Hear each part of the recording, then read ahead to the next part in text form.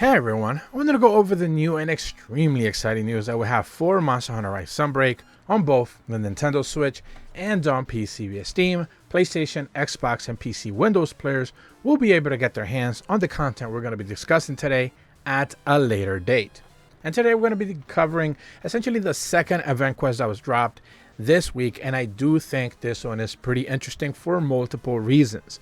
But before that, if you still don't necessarily know how to get your hands on any sort of downloadable event quest or any of the free item packs that Capcom has made available for base Rise and Sunbreak, all you need to do is make your way down to the Steelworks or Elgato, speak to the courier cat, go all the way down to the add-ons options, and claim anything that's labeled in white, be it free event quests, downloadable item packs, maybe layered armors, or anything you haven't picked up. There's certainly plenty of goodies there for everyone to certainly be able to get their hands on.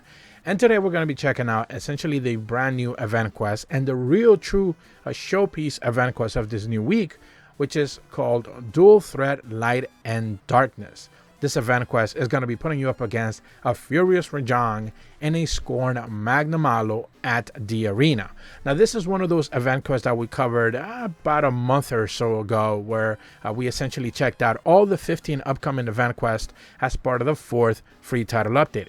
And we've specifically singled this quest out, and then another one of the dual threat event quests, which we're probably going to end up getting, I'm going to say maybe middle of April, which are two really interesting event quests for multiple reasons. Basically because they are providing us combinations of monsters in the arena that we haven't had before, and they are, even if they are not anomaly investigation versions of themselves, certainly a little bit of a challenge for a lot of players who haven't necessarily checked out or farmed these monsters at great depths.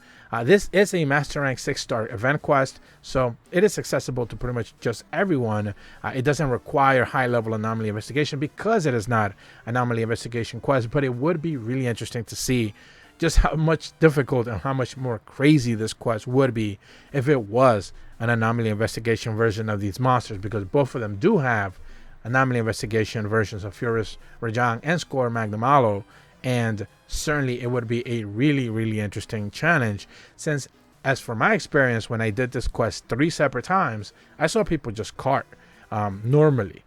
So maybe those anomaly investigation versions of these monsters, which have a pretty good chance to one-hit KO people or combo you to death, would be even more of a challenge than you're typically expected to get. So essentially you're going to notice that a Furious Rajang is kind of roaming in the arena pretty much at the beginning of the quest. That is the first monster that you're going to encounter pretty much every single time. And one of the things that people don't often do in the arena anymore is usually use the gate or focus fire on whatever monster was available there. Often once you see the second monster appear, probably a minute or two into the quest, Scorned Magnamalo will make its appearance to the lower east side of the arena, and you'll often see maybe 1 or 2 people just kind of peel off from Furious Rajang. At the very least in my experience, that's what I noticed, and they'll start focusing on the other monster for whatever reason. I think everyone should just kind of focus on the first one they were kind of damaging already. The second one will just end up doing what it is, especially if you're not focusing on the gate, and it makes it a little bit easier to just take one down and then essentially leave the other one on its own, since it's just going to kind of do whatever it wants. Certainly take advantage of mounting it if you can. Do the extra knockdown to the other monster. Don't do the special. Just do all the damage you can before the timer runs out, and then of course do the extra knockdown, and then of course mount the other monster, and then do the damage in reverse to whatever monster you got to mount first. That is the best strategy when it comes to mounting, especially when you're doing 2 monsters in the arena at the same time. So because they're not anomaly investigations, I would wager that a lot of people are probably going to be able to have a relatively good time with this quest. It's not going to be too difficult, it's not going to be too hard, but it's a lot of fun because both of these monsters are constantly moving around. They certainly hit pretty hard, and it's a combination that we haven't seen before, specifically in the arena, so it's pretty good to see them finally make their way to be able to be fighting together in Master Rank. Now, Fearless Rajang will constantly be jumping up in the air. This is one of the things that I've complained about, even with the normal version of him, but an anomaly investigation version of him is even more aggressive. That is constantly jumping up in the air, repositioning, readjusting, doing the lightning kind of spike attacks. The beam is continually being spammed. This one is a little bit more normal since it's not an anomaly investigation. And I think because of maybe I guess the weakness areas are around the arms and the face, I do think people have an easier time taking down Scorn Magnum Aloe, since the blades are relatively big, the face is relatively big, and the tail has a massive hit zone. So although all of those are weak spots for it, you're going to be able to get a lot of crits off of those things. So I think people have an easier time damaging Scorn Magnum Aloe, but Furious Rajang certainly should be the one that you focus on first, since it is the one that is relatively roaming about when you start the quest. Now, as far as rewards are concerned, this is one of those quests that just has the best type of rewards, and that is, of course, guild card titles. You're gonna get the best type of rewards. I know you guys love those rewards. So you're gonna get, I believe, somewhere around 8 or so.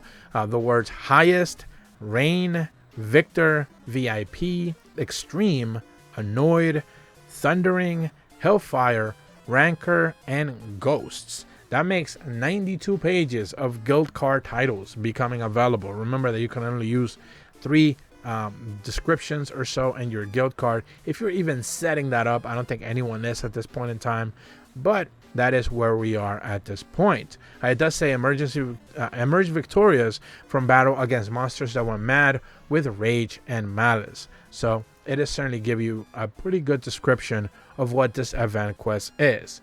Now, as far as event quests go, we are about 3/4 in, I would say, from pretty much all the 15 event quests that we have. We have pretty much until April 27th or so. That is the beginning of free title update number 5. So most likely around, I want to say, April 20th or so. Give it about 6 more weeks of event quests before we essentially finish for the 4th free title update and make our way into the 5th one. We know that the PlayStation, Xbox, and PC Windows version of Sunbreak will be dropping around that same time, and we expect the 5th free title update to release maybe day and date on Nintendo Switch and PC Steam. So it's going to be one of those things where like everyone gets something, just not the same thing. PlayStation, Xbox, and PC Windows players finally get access to Sunbreak with everything up to the 3rd free title update. It's still going to be interesting to see just how much time they decide to give between the release of the 3rd, 4th free title update, and then eventually catch up to the 5th one on those 3 consoles. And of course, at the same time, Nintendo Switch and PC Steam players get access to the 5th free title update. But that's about all the information that I have for you guys today. 2 pretty decent event quests. If you didn't catch the first video regarding the first 2 Cherry Blossoms Mitsune event quests, I'm going to be leaving a link in the description below for that. If you're brand new to my channel though, be sure to leave a like and subscribe. Hit the bell to receive notifications when the videos go up. And as always, thank you so much for watching. See ya.